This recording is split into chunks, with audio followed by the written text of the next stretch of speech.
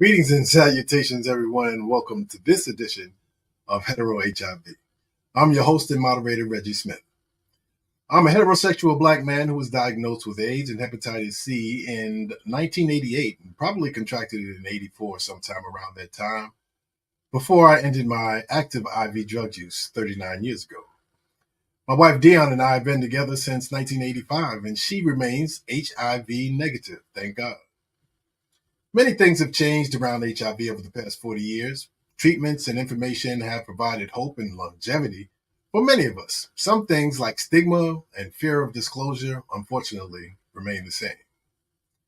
Over the past 3 years, our team here at the Reginald and Dion Smith Foundation have made significant strides in promoting a hetero-inclusive approach to HIV, advocacy, and awareness. Through our tireless efforts, we've challenged the dominant narrative surrounding HIV, emphasizing that it affects individuals of all backgrounds, orientations, and identities. Our commitment to fostering a culture of inclusivity and acceptance has resonated deeply within our community, leading to our increased engagement with many advocates, organizations, and health professionals that are aligned with our mission. During this time, we work diligently to infuse our messaging and imagery with hetero-inclusive themes, ensuring that everyone feels representative and empowered in our outreach efforts. By featuring those diverse faces and stories, we've begun to shatter some of the stereotypes and foster a sense of belonging among those impacted by HIV. This approach has not only raised awareness, but has also fostered a deeper understanding of the intersecting factors that contribute to the spread of HIV and the barriers to accessing care. The joy of seeing people find their tribe or share their truth for the first time, now that's immeasurable. By now, we all should know that the HIV affects spiritual, mental, emotional, and physical well-being for all of us. It's an extremely intelligent retrovirus that has escaped our ability to find a cure or a vaccine to this point. So here on HeteroHIV, we are amplifying the voices of those courageous spirits working on all kinds of healing solutions for humans impacted by or at risk for HIV. Those of us who are blessed to be longtime survivors of HIV, both as hosts to the retrovirus and those impacted, well, we know that spirituality and being connected to a higher power is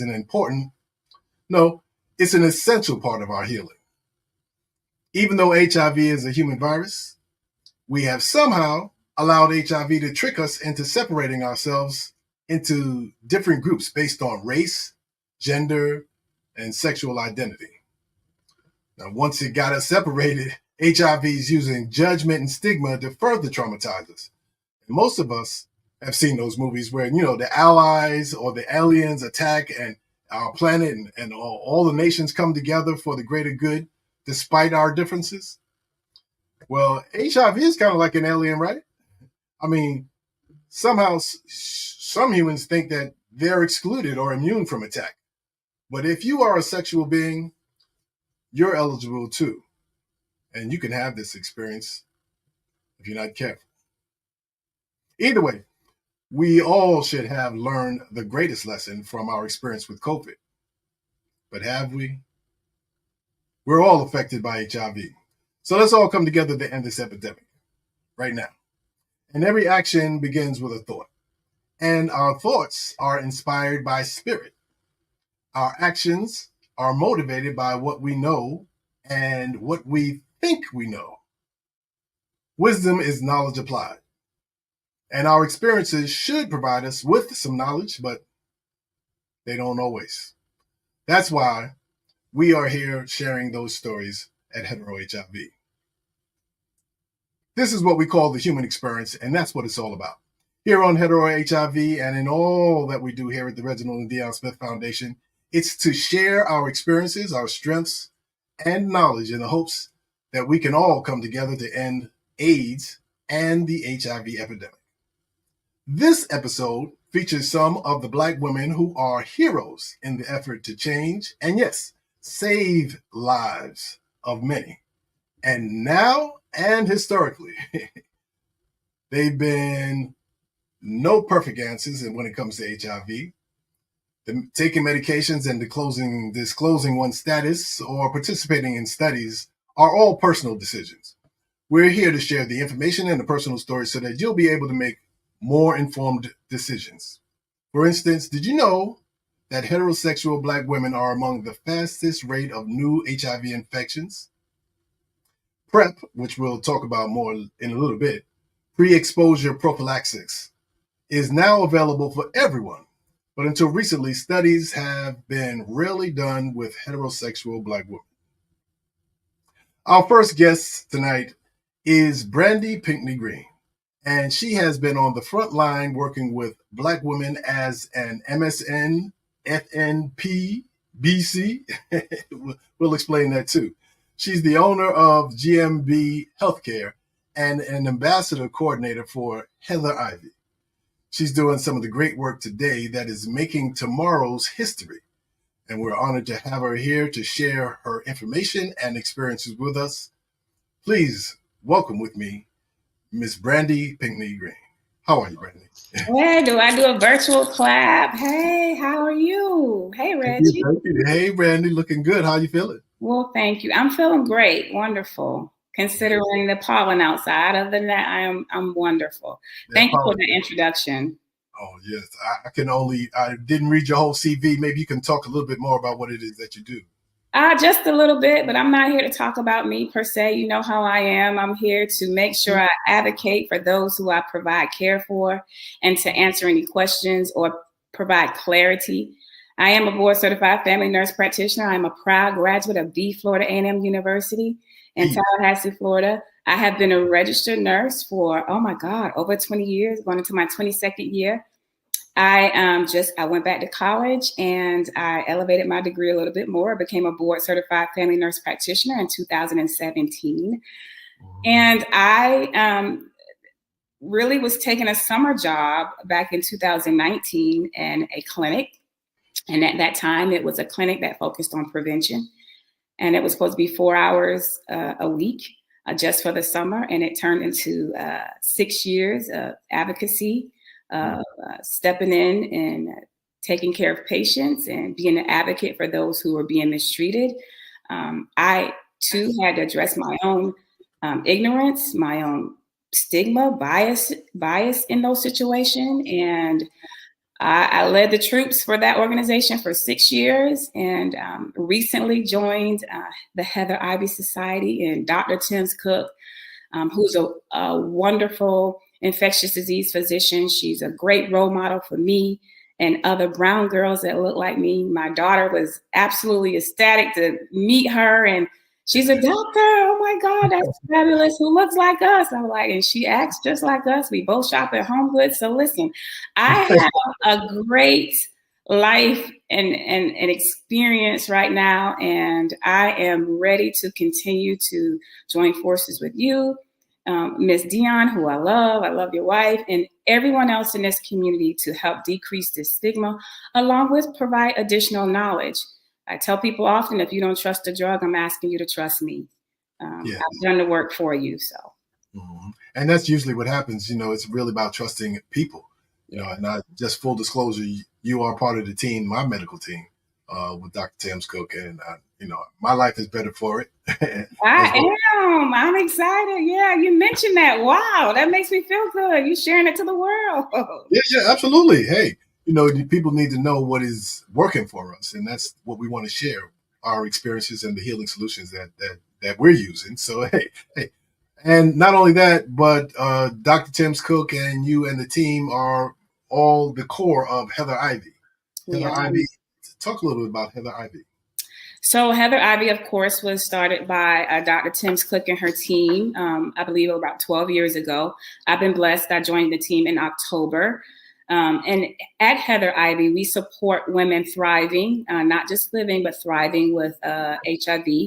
And we also support our dandelions or the vertical transmission pediatric patients. And as they become adults, we help them with community resources, We provide medical transportation. We'll send a lift to them so they can get their medical appointments, because we know that's half the battle. If you can't make it to the appointment, how are you going to remain compliant with the appointment? And then once a month, we have support groups. And the support groups, we discuss a topic. Sometimes it's a heavy hitter topic. Last Monday, we discussed vertical transmission. Some people didn't even know what vertical transmission was. What is it? It's when the mother transfers the virus from herself to her baby.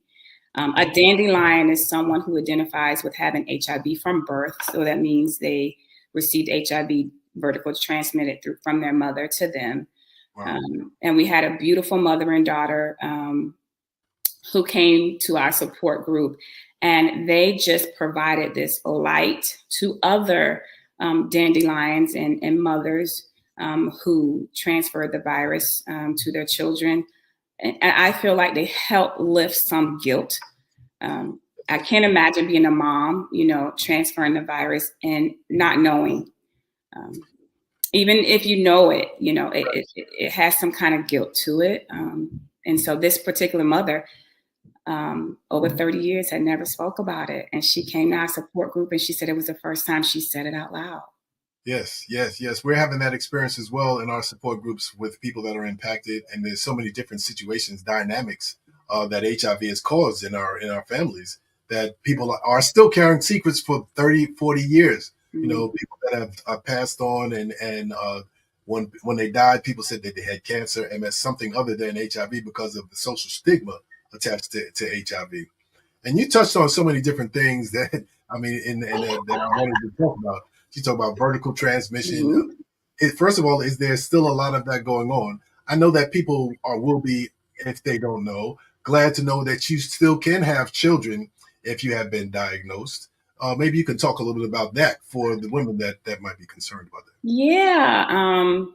We had a wonderful nurse practitioner who works in that arena, and we are proud, and the education and the evidence is there where you definitely can deliver a baby safe. Not only can you deliver a baby safe vaginally, you also can now breastfeed, which is amazing, because just 10 years ago, women who wanted to breastfeed who were HIV positive, almost defects was called on them if they were even caught breastfeeding. It was almost just a taboo, an absolute no-no. And now we can say out loud and proud that women not only can deliver their baby vaginally and not worry about the baby having HIV, as well as breastfeed. As a practitioner, I'm very honored that we've done the work that much. And we could tell our women that.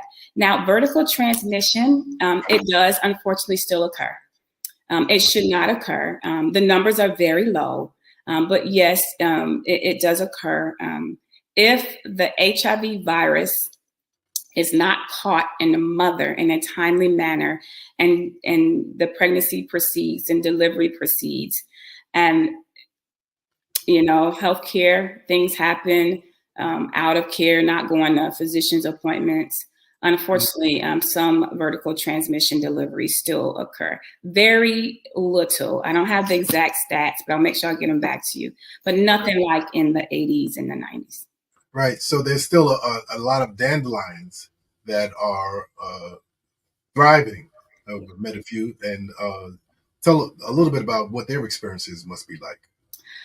So for the few that I've had interaction with, had the privilege of also providing care for, it's like any other thing, Reggie. If you don't have support, if you don't have the understanding of your walk, and they have a sense of why did this happen to me, but with no purpose to follow, they will have a sense of like they're inferior to others. But those who have support, the mother is supporting them, the father is supporting them, they have friends and family who have educated themselves and who are very supportive. Those dandelions tend to thrive a little bit more. They tend to be more embracive of embracing their diagnosis better. So it's just like any other disease process, whether you are diabetic type 1, born with diabetes, if you are a sickle cell patient born with sickle cell, in and out of the hospitals. Your veins are, vigilant of being stuck over and over and over. It can provide the same self-doubt if you don't have a support system. So I try not to separate my dandelions just because it's HIV versus any other chronic illness, because the stigma and the feeling of wanting to be normal. I hear that a lot. I just want to be normal. Well, let's normalize what we consider normal.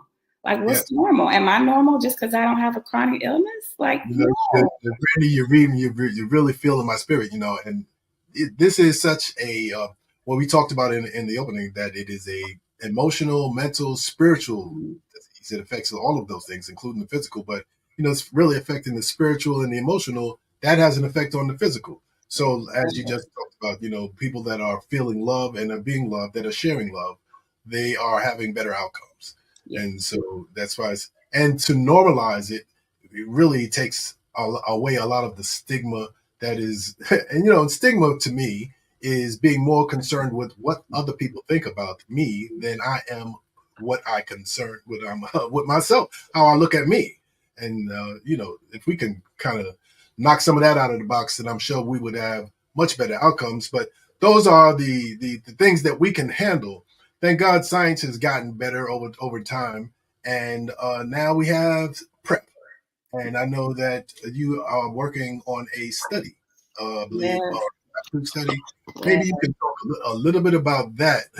And I know that we've got some other folks, Dazon from Sister Love is going to be coming later on to talk maybe about some of the political part of it and all of that. But talk a little bit about Aptitude, the study, and the fact that Black women weren't really a part of PrEP studies early on, and the data. Is there data available for Black women? How are things working with PrEP? Yeah, I think it's twofold. I gotta give all praise to one of my mentors. We lost Hermione Bell.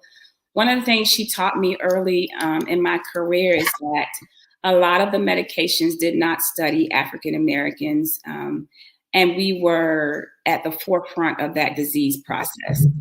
And what she also told me was the efforts in getting African Americans, whether it be male or female, in these studies were very low. So after a few years of pharmaceutical companies recognizing that, they are now pouring into those who have the ability to get people to join the study. African Americans in general do not join studies, which we have a right to because of the history, right?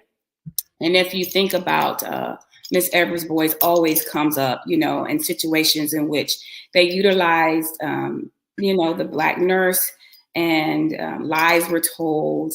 It makes it look really terrible for people to join the study. And so Dr. Timms Cook and I are one of the sites for the Ebony study.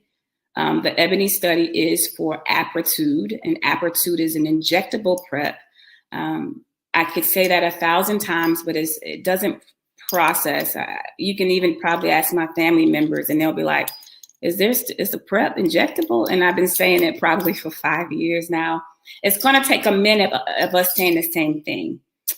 This injection can be given, it's in the butt, the sacral muscle. The first 2 injections are 30 days apart. After that is every other month. The only thing you have to do is you have to, of course, be HIV negative. We do monitor your kidney and your liver with just a CBC and a CMP. If the provider sees fit, we monitor weight gain or weight loss. We monitor tolerability. We monitor injection site. Even if your skin keloids or don't tolerate the medication. The importance of this study is the Ebony study is for heterosexual and transgender females, African American females, and we are trying to get the data appropriate for us. Cool. So that is great information, Brandi, and I'm so happy that you can join us today. I know that you are available for folks to make contact, and if they need more information regarding PrEP, if they need more information regarding the support groups with HeteroHIV, how can people contact you?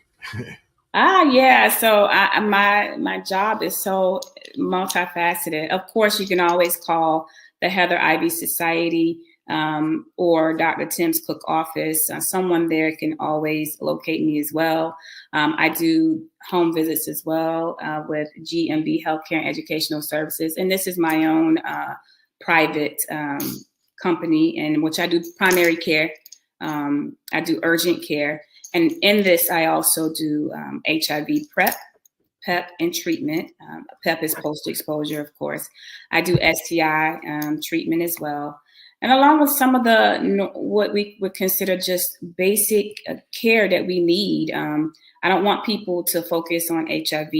I want them to also remember hypertension, diabetes. I want them to remember the importance of unhealthy weight, or what some would say obesity.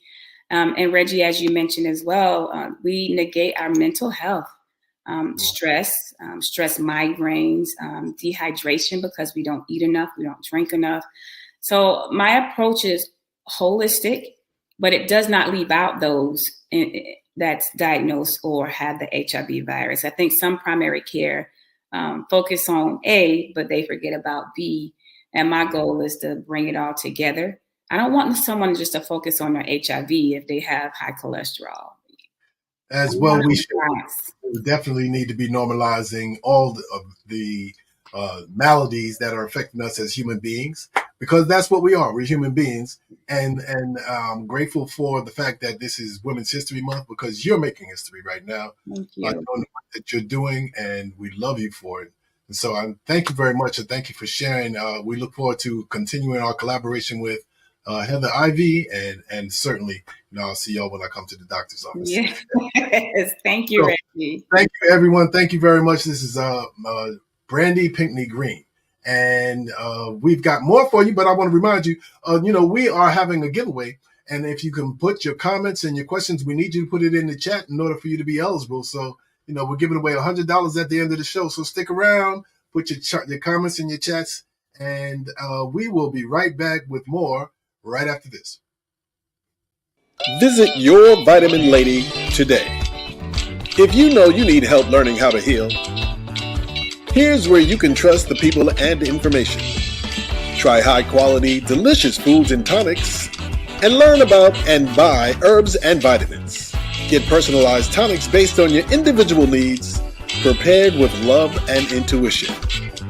To start or continue your journey towards wellness, visit your vitamin lady today.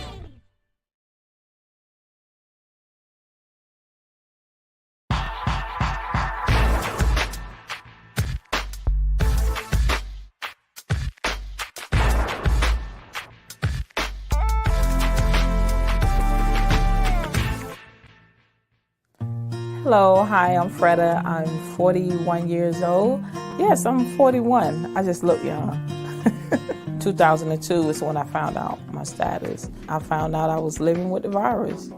It was a scary moment when I first found out, but I didn't soak in it. I just said, wow, I need to educate myself so that way I can do something to help. I work for a private doctor's office that offers counseling to HIV positive individuals. My job is basically educating them about HIV and helping them live a longer life, by being compliant to the medication and being that support to them. HIV is so on the rise now. It's not only affecting men, it's affecting women as well, professional women, not just someone that's out there, using drugs. It's affecting mothers, women in the church. It don't discriminate. It's affecting married women. I get married women in my office and say, I didn't know my husband was positive, and they married. HIV is 100% preventable, 0% curable. So there's enough of us out here already living with the virus, so you don't have to be added to it.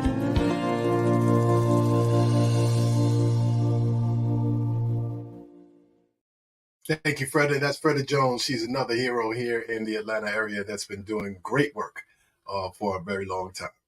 So as we move along, I just want to invite our next guest.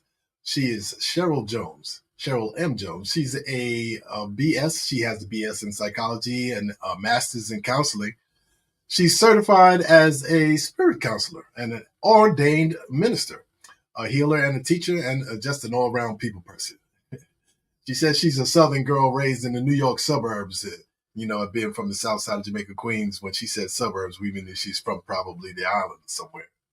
But she's a world traveler, and she's looking forward to seeing the good in every situation. She's spirit-led and she's spirit-driven. She's one of the authors on the from Sister Scribes that combined to author the book Shaking Off the Dust, Personal Narratives of Triumph.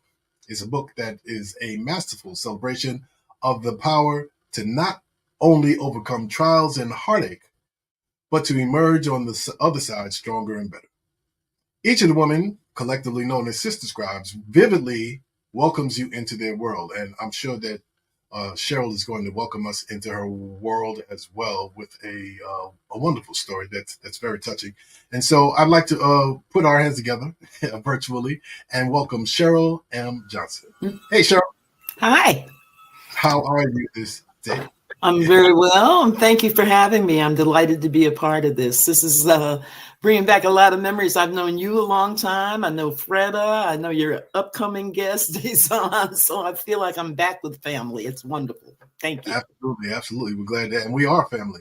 And we've been doing this for a long, long time now. Thank God. We've had a lot of friends that have not survived, and we're a long-time survivor. How long have you known that you've been a host for the retrovirus called HIV? Reggie, I have been living peaceably with the HIV virus for next month will be 29 years. Okay. And, I want to touch on something that Brandi said because it really struck with me about being normal. I never thought from the day I was diagnosed that this disease would kill me. I just figured out I have to figure out how to live with it, and I have to get educated about it and find out more. And so that's what I started doing from day one. And I am a strong believer that you have to be your own best advocate. You have to find out what's going on. You have to stay on top of medications and things that will help you, and you have to stay away from things that will not help you. And so I believe that is what's kept me going for 29 years, and I'm healthy and I keep reinventing myself, and it's a wonderful thing. Life is grand. Yes, it is. And you definitely are reinventing yourself. I don't know who you would have been had it not. Who do you think you would have been had it not been for HIV? I have no idea. I'm a firm believer. I am spirit-led and spirit-driven. So I have always gone whatever direction God points me in. And HIV certainly was never on my radar when I started hearing about it in the 80s. My attitude was, oh, well, this is a gay men's disease, like a lot of other people thought. And they didn't talk about how it was impacting heterosexual men or women. Right. But I decided after I was diagnosed that I really needed to be in the arena. I wanted to be in, as they say, in the room where it happened. So I got into the HIV community. I worked for a couple of different organizations. One of them led me to being a guest on Oprah Winfrey's show in the early 2000s. And I thought that was going to be the rest of my life. I thought that I would be in the HIV arena, and that turned out not to be so. Mm-hmm. And so after I left there, I went to work for Delta. I worked for Delta Airlines for 10 years, and I've been a traveler since I was 3. So that opened up a whole world to me of being able to do stuff like fly to San Francisco and have lunch and turn around and come back. I was able to visit Africa twice when my children were living there. I was able to go to Brazil to find out about my African orishas, the spirits that guide us. And so it was a wonderful experience. And then I left Delta, and it was like, okay, well, what am I going to do next? So that is when my book, Shaking Off the Dust, came into effect. I decided that one of the things I always wanted to do was become a published author. Okay. And I did not want to write about HIV. That's going to be a part of my memoir. But for this particular project, I wrote about my mother. And growing up with my mother suffered from bipolar syndrome, and she was very anti-medication. So if you know anything about bipolar, you know that it's a roller coaster. You're up, Yeah. you're down, and that's the way it is. So that made for a very interesting experience as I was growing up as an adolescent. But it was also an enriching one because I learned a lot about mental illness and how to deal with people who are suffering from mental issues. And it gave me strength, and it also gave me guidance about how to handle things like that. So that's kind of what led me into where I am now.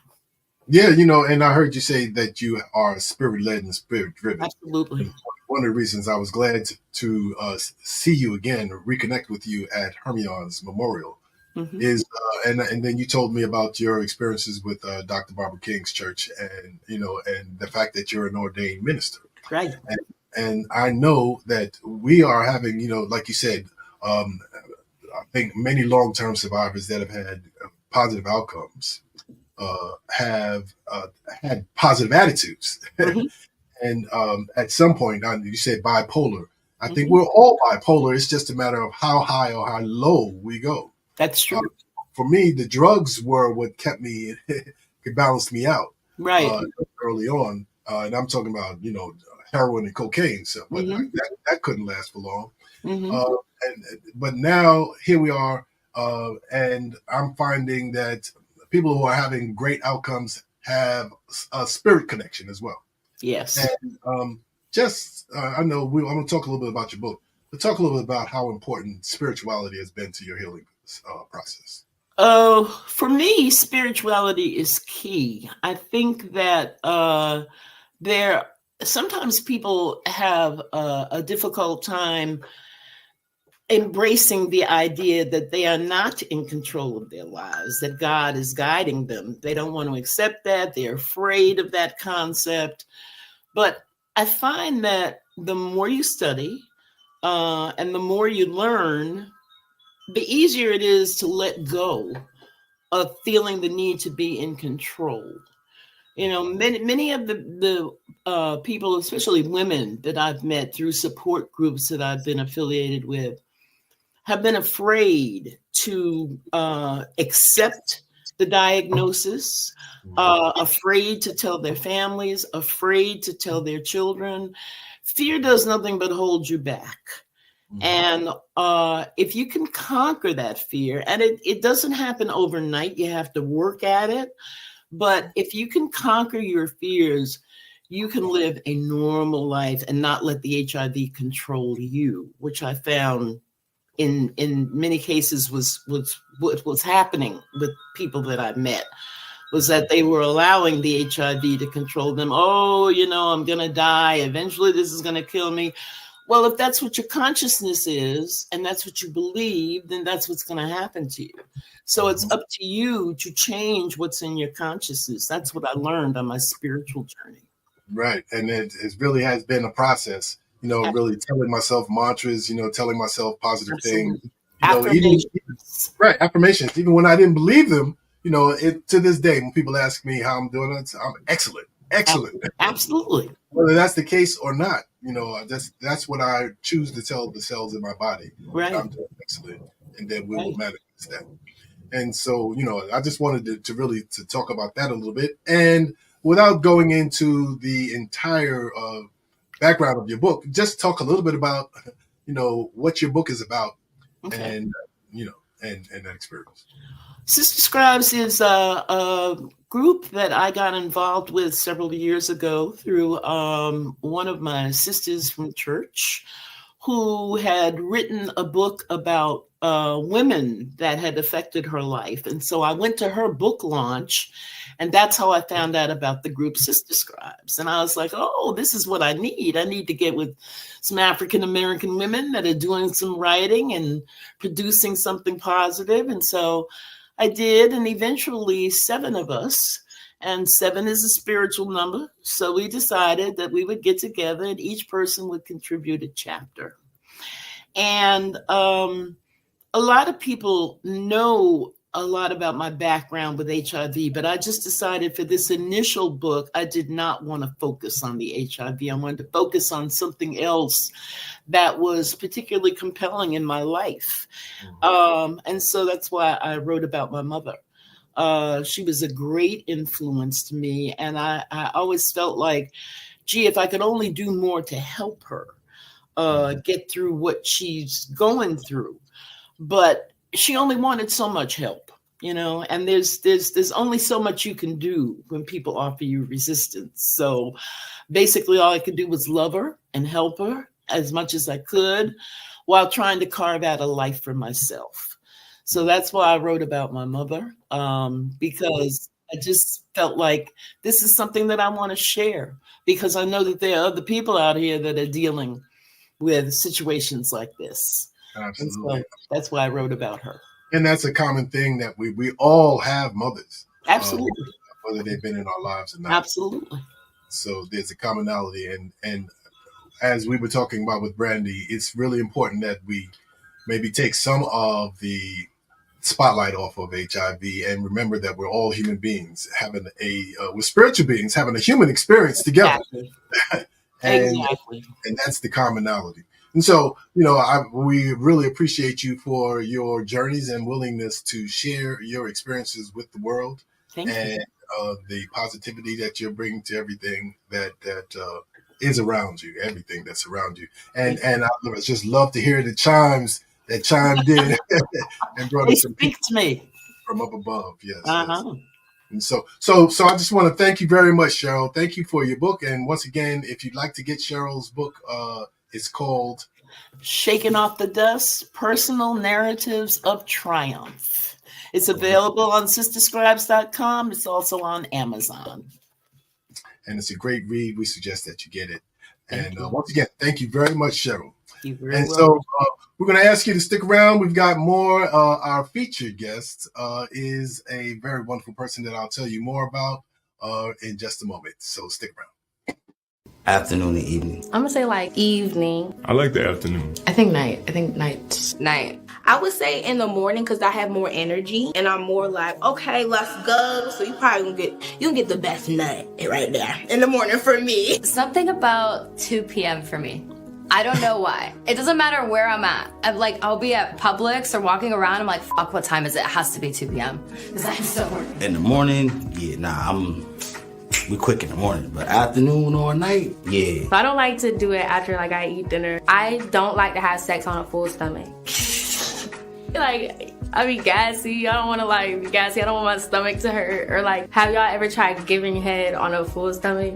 Is the gag? No, it's just not it's not a fun experience. Night's always better. She's late night, after the club, 2 a.m., 3 a.m. Especially if you're out with that person. It's almost like that suspense, that sexual suspense leading up into you getting home. I just know I like it at night. I just feel like the vibe is set. And at night, I'm way too tired and sleep is my priority. So when he'll try to kiss me, I'm like, no, I'm way too tired. Wake me up with some dick if that's what you're trying to do. I hate morning sex because I hate morning breath. Do not touch me, but I like to kiss. I'm not getting that close to somebody in the morning. In the morning, it's just bro, I got work in an hour. Let's wrap this up. Morning, afternoon, or night sex? All of it. Yeah, all of it. Yeah.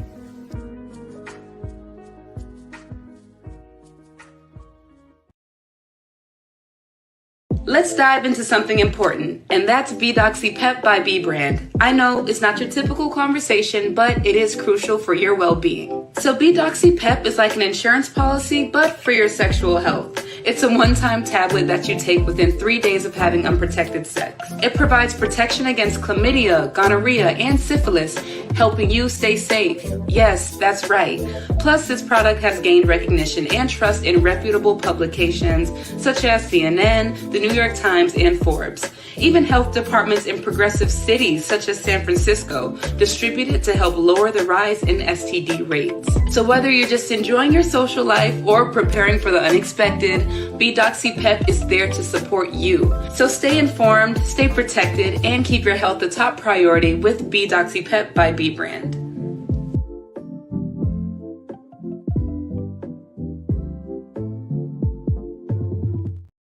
I'm so happy that we can do this.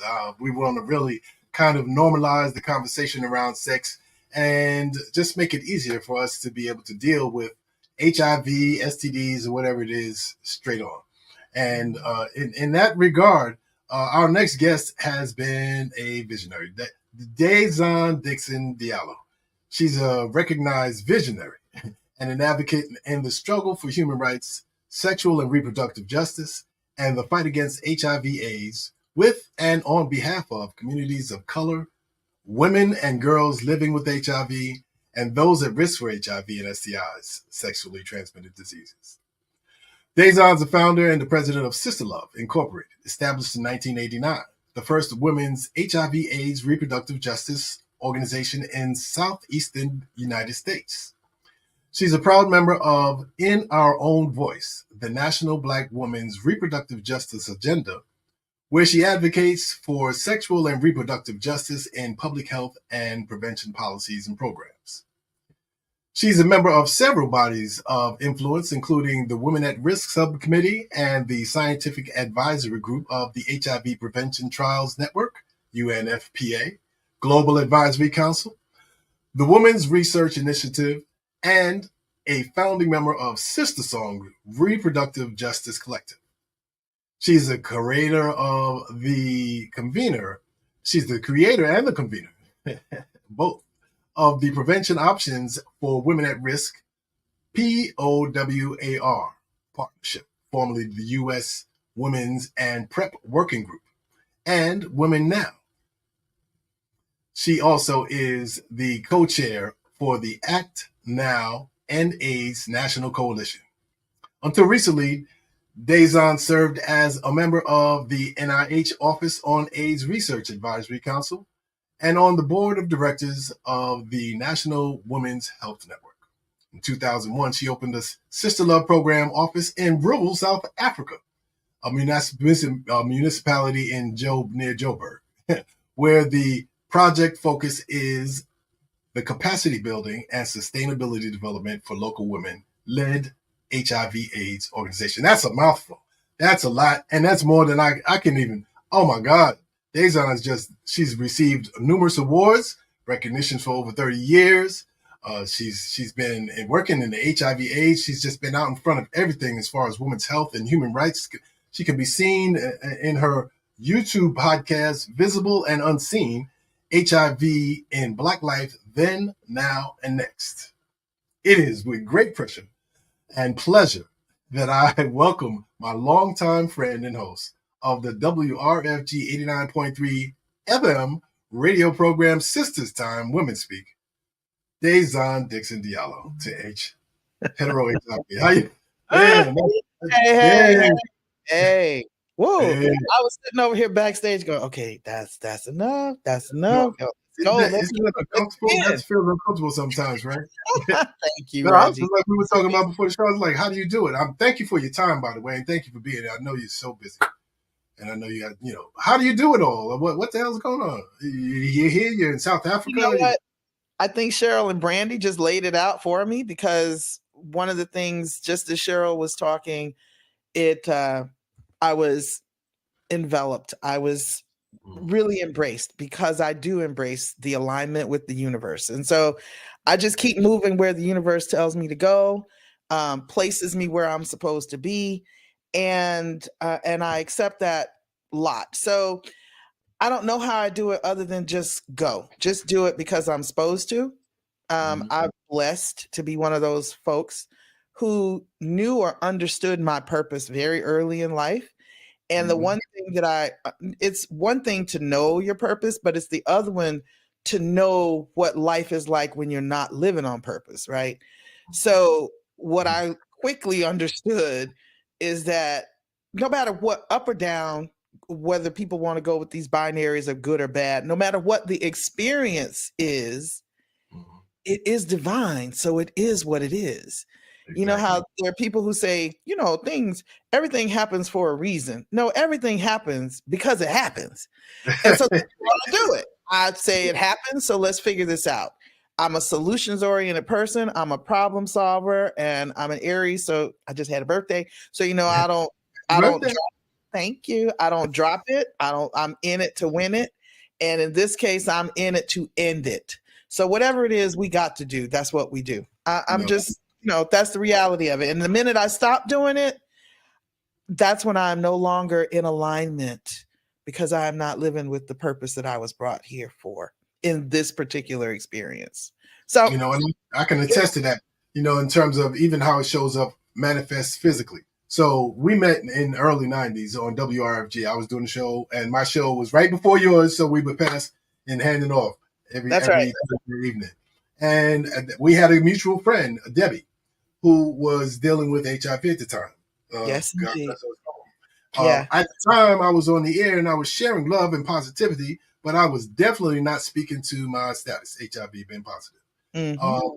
But as it would turn out, not sharing and not being in the flow, it affected me. It manifested physically in the fifth chakra, which is the area of communications. Because even though I didn't think I was keeping a secret, I just minded my own business and finding a way to let it, I was still choking off the energy.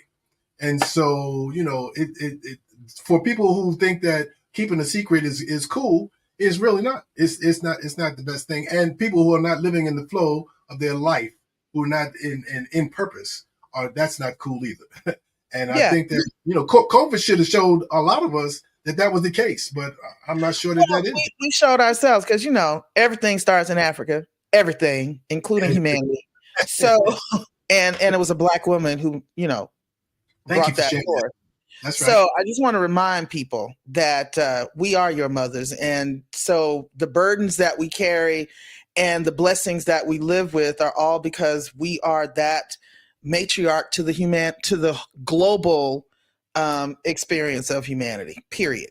No dispute. So I say that because, and there's another conversation, and you'll be privy to it in a moment, because we're heading out to a prevention meeting in a couple of weeks, and it's going to be a Black conversation about how we keep creating things in our communities by us, for us, without the resources, without the glory, without the recognition. And then lo and behold, at some point, it's a great idea when someone else picks it up, decides to study it, gets a lot of money for it. But it's like, we've been here and we've been doing this. So what you just said brings me back around to one of the earliest campaigns that the American Red Cross got involved in, specifically focusing on educating African Americans about HIV. And they used 6 African proverbs. I don't know if you remember this campaign. It was amazing. The artwork was beautiful. It was African artists. I just found our 6 sets the other day. We're getting ready to get them all redone and framed for the Mother House. But one of the proverbs, now this is an old African proverb, so it speaks to what you're saying. One of the proverbs says, he or she, let's make it gender inclusive, they who fail, or they who don't tell their illness cannot expect to be healed. I paraphrased it very badly, but that's essentially it. If you don't tell somebody, if you don't talk about it, if you don't give it the voice, right, so that the things that may be available to you, someone who might be there to help you, right? All the Brandis can't do what they need to do if you don't present and say, I need. Same thing for the sister loves, and the same thing for people who want to know how to move through, how to not just weather through, but how to triumph through. You got to talk to Sheryl. You got to ask Sheryl. You got to say, what's in that book that might help me? You have to speak to it, period. That's right. That's with all things. That's with all things. Everything is interconnected, but if you're not sharing honestly, if you're not living authentically, then we're missing a piece. We're blocking the chain. You're getting in the way of our own selves. That's right. So, I'm glad you mentioned something though, and it's something that maybe you can help me with, because I'm, just such a visionary. Where in the hell did all this talk about pronouns and cisgender? Where did this come from, and why? So, I love that question. I think I don't know the true path of that history, but what I can tell you is that language is fluid. And particularly important in our language, and this is English, because English it's literally called an imperial language for lots of reasons, right? But what I think happens in the linguistic of where it comes from is that whenever people are living in the margins, whenever people are, and this can be LGBTQ, but it can also be Black folk, right? Black folk owning the N-word, that's a whole nother debate. But the question could be, where did that come from and why did that happen? It's because we had to claim for ourselves who we are. We name ourselves who we are, because if not, someone else will name us from their view and their perspective and their worldview, which if it's rooted in white supremacy or patriarchy or homophobia or transphobia or xenophobia, what you call me is probably not what I want to be called. So when it comes to the pronouns, right, the first thing is you're going to see me. And you're going to see me for who I say I am, not for who you think or want me to be, right? And so when I say, I identify this way, and these are the words you will use to describe me, that is an assertion of power. That is an assertion of self-determination. It is an assertion of bodily autonomy. It is one of the things, aside from just saying, I am of a different human experience than what your social system has constructed in this binary space. Binary serves nothing anytime, really. There's never any all good, all bad, all up, all down, all male, all female, all gay, all straight. It doesn't serve us to look at it. It's about the experience that we live. And if some folks don't even need the pronoun. They say, my name is my name, and you call me by my name. And that's their right to say that. And it's also the right to say, you know what? Call me what you want. I'll tell you what I am if I choose to. And if I don't, I'll be all right. And that's okay too. We have to also be in spaces, and this is the part I get a little about. You also have to be in spaces where it's okay to not share your pronouns if you don't choose to, simply because there's the other part of me being identified by somebody else. Don't even want to get into this whole debate around who gets to call who cisgender versus trans and the rest of it, because again, call yourself what you want and tell me what you want, but I'm going to call me what I want, and it has nothing to do, and it does not diminish or destroy or take away from who you are or your right to be who you are. Right. Well, that's about as comprehensive as an explanation as I've ever gotten. And I appreciate that. I know that self-definition, being able to define ourselves, is very important, not to let somebody else try to define me. And, and taking a stand as far as that's concerned. My concern is that I want to make sure that we all remember that we're all human beings. Right. And that it doesn't matter if you're, how you define yourself, that we're all human beings as it pertains to not only HIV, but everything else, but specifically to HIV because of the stigma that's involved and the way that judgment has separated us. And more importantly, for heterosexuals, because of the dominant narrative of HIV being that it's a gay disease, and the LGBTQ, Sheryl probably can tell you the same thing, and a lot of my other heterosexual brothers, we went into the gay spaces to get information and camaraderie, and to fight for our lives. And a lot of heterosexuals did not and do not do that, and so they're not getting information. And as a consequence, the epidemic is perpetuating itself. Because of behaviors and actions of uninformed people or people that just that are not getting it. So I just wanted to make sure that go ahead.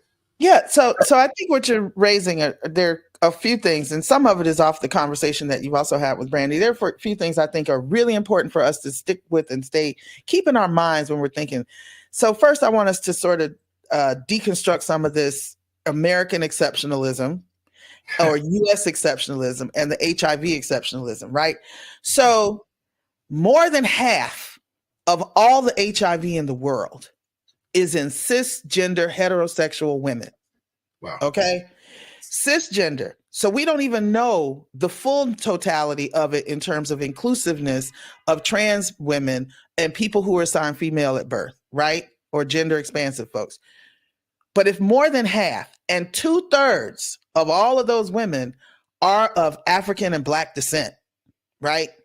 So we're having sex with people and Black women in the United States pretty much as one grouping of ethnic and racial identities, stay within our race and our ethnicity with our relationships more than anybody else does. So it's Black men, regardless of who they're having sex with, from whom HIV is being contracted, right? Or being experienced. And we got to start remembering and thinking about it in that way, because for that reason, and I know time is up, but this is critical because you and Brandi talked about it. And I think people have to understand, because things have changed and are changing. Two things. Tuskegee was horrible. Tuskegee was awful. Tuskegee was something that was done in a time in which that was actually the norm, so to speak. That was what we were struggling against all that while, was dehumanizing and subjugating Black human bodies, right? So let's understand that was terrible. But just like any and everything else around democracy in this country, it is through Black people's resilience and our resistance that we change things off our own backs. So even though Tuskegee was bad, right? Because of Tuskegee, we have data safety monitoring boards. We have institutional review boards. We have community advisory boards. We have protocols. We have informed consent. None of that existed for most people prior to Tuskegee being blown. That's one.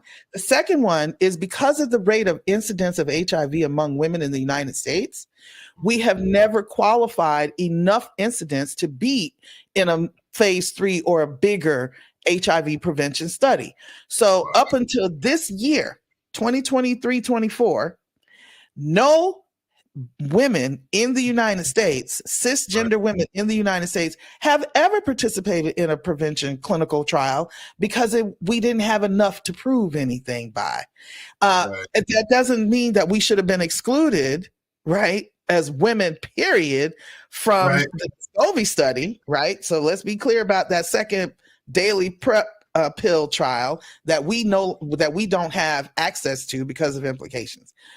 So closing it out with understanding this part, because I'm so glad you mentioned Debbie. We've been saying it forever.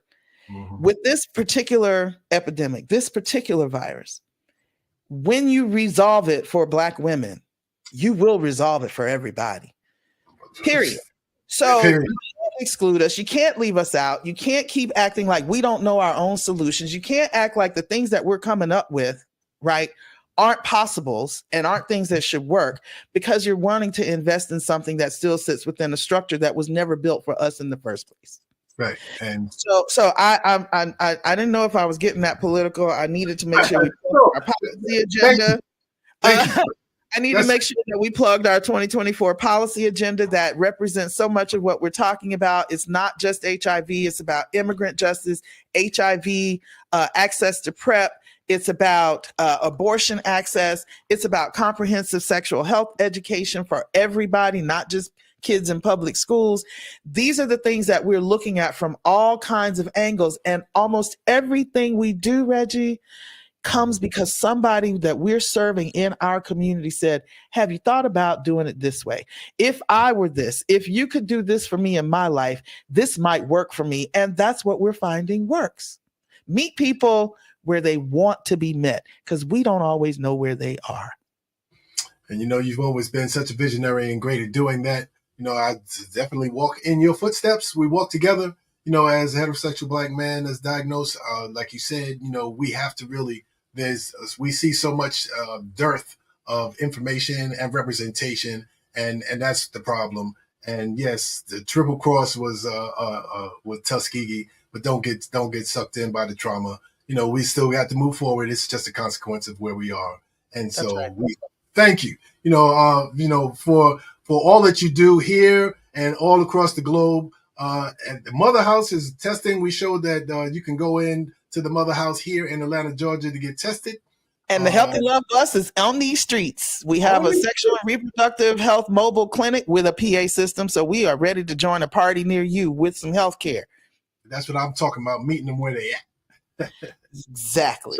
So look, Dazon, it's always a pleasure. We could talk forever, and I'm sure, hopefully, God willing, if we can squeeze in some time, maybe we can link up in these Joburg streets and do some recording over there. Please come see us. Please come see us. Yes. Thank you so much for your time. All right. I love you very much. Hey, it's been loads of fun, but we got to run. And much love to and thanks to Gilead Sciences for the funding and the supporting of this series. I hope that you put your name or put some comments in the text so that you can be a part of what we're getting ready to do. I want to thank our team, Ty Freeman and Tanisha Baker, for their help with this web show. And of course, thanks to our wonderful producer, Matt Schick, for keeping us on track, making sure everything runs smooth. Special thanks to all of those who participated in the program. As promised, we're going to give away about $100 for right now for someone who come on, let's run this giveaway and see who can win some money. We want to, an incentive for you to join us in the show. Yo, Matt, what do you think? We have any entries? Let's go. We can give away this $100. $100 to the winner. Push the button. Let's go. Round and round and round it goes. For a win, nobody knows. The winner is Shanta Harper.